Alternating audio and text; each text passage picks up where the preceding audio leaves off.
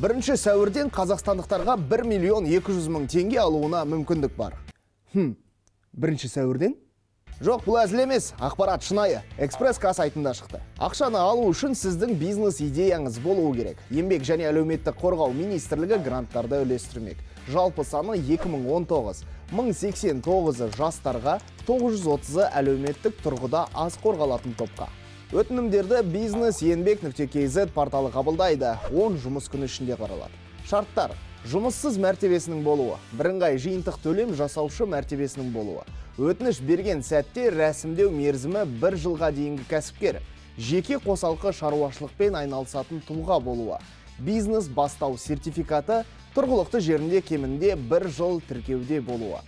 Соңғы талап қандастарға қолданылмайды. Аталған шарттарға саймысың, онда өз бизнесіңе 1 миллион 200 мың теңге алу мүмкіндігім бар. Бағынды сынап көру.